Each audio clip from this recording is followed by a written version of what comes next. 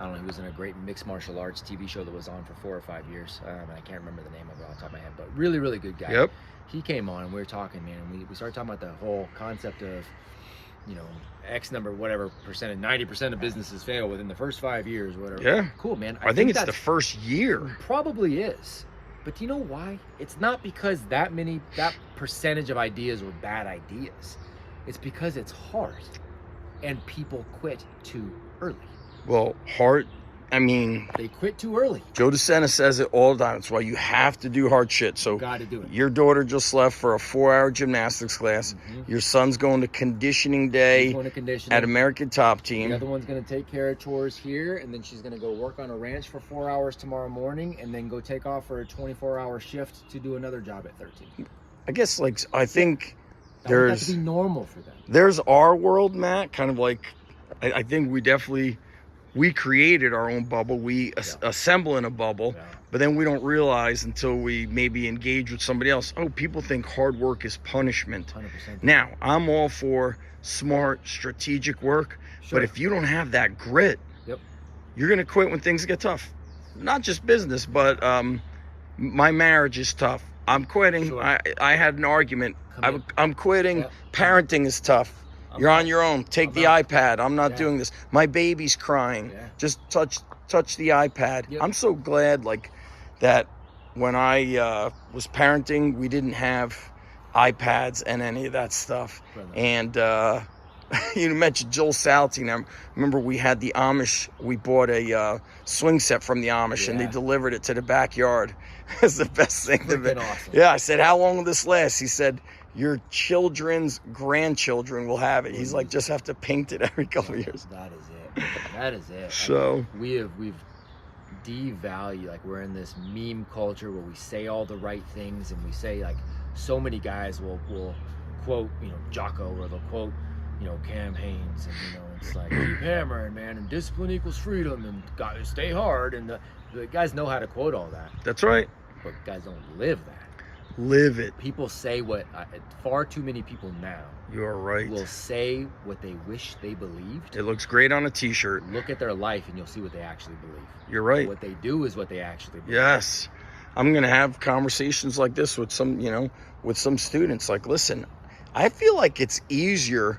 Don't be a great athlete and then shit school. Yeah. Or a great athlete and shit, you're an individual but bad teammate. Yeah.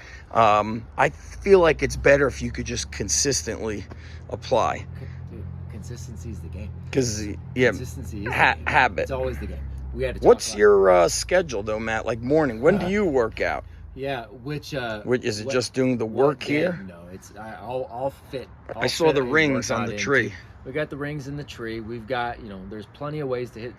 You could sprint this hill, baby. Oh, bingo. God. I go sprint the hills. Yes. On days that I don't have the ability to go get out to the gym or to go train and go kickbox or whatever, I'm sprinting. Are you going to American Top Team also? Yeah, I get they out should there sponsor this episode. I wish I could get out there as much as I want to. I will get out there more, but right now with building, is it a big building like the one in Coconut Creek? It's not as big as that one, no. I wonder if they're putting in a lot of those martial arts places back in the day started putting in study hall type things, putting in computers for kids to do work. It would be have you met Conan, the one of the founders? I think the owner was a I'm not sure what you call them, a hotel guy. Okay, all right, yeah. Is it Conan Silvieri? Conan Silvieri, I think, is the founder of it, but the guy who kind of had the money behind it was the I don't know what's the title, how there's a restaurateur. For sure. He's a hotelier. Yeah. I don't know who he is. I don't know what the arrangement is with American Top Team out here, because I know some of the coaches who have just bought the majority ownership of it. So I don't know what that arrangement is. I know they are close. I know they do train. I mean, they utilize the same training protocol, but I'm putting bugs in their ear on as you guys get bigger, as we expand, having an APOGEE campus option that is connected. Well, we have I got 10 minutes before I got to hit the road. Let's do a little walk and talk as you show me around. So give you a little more. Speaking of martial arts, Matt. We'll go around here and I'll show you down okay. the property. One of the guys told me that Jason's going to help you with like the PE curriculum, the physical education curriculum, and just thinking of like American Top Team in martial arts. Yeah. Is that something that's going to be in the curriculum or? Yeah. So physical education, and I'm preaching to the choir here, but that should be a non-negotiable. And I'm not talking about dodgeball. I'm talking about actually understanding how to be physically fit, how to be active, actually going through the work. So having daily old school La Sierra, man. You and I have talked about the old school La Sierra program, I love it. Right? So bringing that kind of mentality back, daily calisthenics workout, daily talks about nutrition and physiology, working with physiology first with other New Jersey guys, and making our campuses physiology first. Where are they located? I know they're in Jersey. I don't know exactly where. I'll have to connect you with David Bidler. Do you remember some of the activities you did in the 80s? In elementary school, Matt, I remember. Oh, man.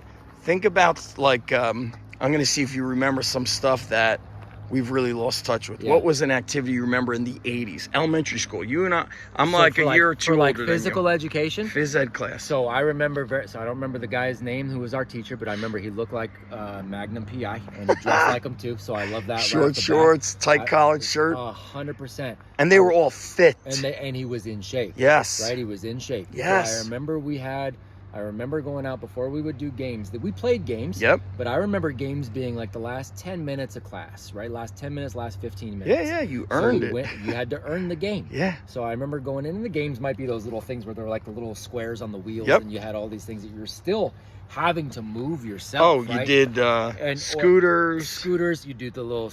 We would do the steal the bacon eraser games. A lot of run. A lot of how do you say, like, running activities disguised as games. Right? And if it was a really like a great Friday, we would do like a capture the flag type game or something too, right?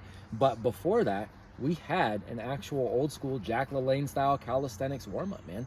I remember very clearly doing calisthenics jumping jacks. I remember jumping jacks. What was the one, like, you lay on your back, you put your hands under your lower back, legs up, like inverted bicycle? Doing the bicycle, doing leg lifts. I remember doing flutter kicks. I remember doing holds on. We had the arm holds hang on the bars. Yeah. Arm hangs. I remember being on. We had the dip bars parallel bars. What about? I'm gonna throw you one, Matt. Okay. Did you have archery in like 5th and 6th grade? I had archery. That's awesome. I think that's a California thing. I did not. But can you imagine, like, now I look back, you and I have a lot of friends that hunt. Yeah. And yeah, man. It's like, imagine if I had archery all through, I see the goat right there. Imagine if I had archery all through high school. Now I'm going to have my friend teach me how to shoot the bow, or my wife's uncle lives in Pennsylvania. Take me hunting. But those are things that used to actually be taught. It was like physical education, physical culture, and like man shit. I don't even know what to say. No offense to the ladies, but like there's women that go out hunting and it's learning to be competent. Again, sovereignty, right? Looking back at the food back then, if somebody ate steak and eggs and milk, it was much purer now. Yeah. And now I think that's why the ability to hunt makes more sense, because I always say, why do boys in high school, have boobs and beer bellies when they don't drink beer? Right. Well, look at the food. That's the food. Yeah. Look at all the garbage. Look at all the things, the things we're putting on ourselves topically. Shit. It's garbage. The things we're and I'll go out on a limb and say, like, the overabundance of things that we're jabbing into kids early and often too. There's hormone disruptor after hormone disruptor after hormone disruptor, and then the foods they eat are hormone disruptors. The plastic that they're put in, the chemicals they put, like, hormone disruptors out there. So that's it. So we produce our own food here. The cattle, we don't have cattle yet. So I have a friend around the corner who's got cattle. We go through, our family of 5, we go through 4 cows a year, bro. This is, I guess, like, Matt, this is like the creation of the old tribe, where, kind of like what we said earlier, if you're not good at something, your quote-unquote neighbor, who might be 2 miles away, is. One of the wrestling coaches out in upstate New York is doing that. Frank Popolizio. He's got Homestead Farm. That's his backyard. I didn't realize it was his backyard, but he gave me some cuts of beef and eggs. Oh, speaking of, like, you know, I know this could, you know, end up deleting the video on YouTube or something, but, you know, we spoke about, you know, kids getting injected with all kinds of things. What would be really cool is if doctors start becoming part of APOGEE, because Joe DeSena did a podcast several years ago before COVID, and he interviewed this doctor. I don't remember her name. She was somewhere in New York City. She wrote a book called Don't Let Your Doctor Kill You. She said the way she was trained to go through medical school was, you know, if I'm the doctor, do not connect with Matthew Beaudreau emotionally. Don't let his emotions guide you. He's coming to you with this elbow pain, knee pain, or chest pain. Give him the thing. Give him the thing that treats his symptom. Yes. Right. Not Whereas, Matt, tell me about your lifestyle the past few weeks. Why is the chest pain? How have you been eating? Give me a rundown of your food. So that's why the Physiology First partnership. So I want to meet those guys. I want to introduce you to David. Man. Love you guys are going to get along great. So it is healthcare, not sick care. It is proactively getting families healthy again. We're testing all of our kids VO2 max. We're testing we're doing blood panels for our kids and for our families. We're proactively getting ahead of the game. But the biggest brag that I'm 40. How old am I? 44. 44. Looking pretty lean. I'm still in decent shape. You look great, 44, bud. Right? You look I've been great. a good athlete. I'm in decent shape. But you know what I'm more proud of, brother? I haven't even gotten as much as maybe anything more than a small cold over the last 10 years. And many of those years, I was on over 200 flights a year. Holy shit. And I still, I don't get sick. That's impressive. That to me is far more important. Because then I can show up. You're resilient. Every day. You are resilient. For my family, right? My strong, kids, capable, resilient. They get a cold, they're done in a day, and that's about all we get. Right? Impressive. That to me is far more important than still having abs at 40. Yes. Right? I'd rather feel good, move good, look all of that comes before look good. Look good just ends up being a side effect. Look what I look like. Whatever. I won't say it's good, but I look like what I look like. It's a side effect of it. You look very fit. I'd say probably most men in their mid-40s can't do 10 push-ups. Most men. Dear God.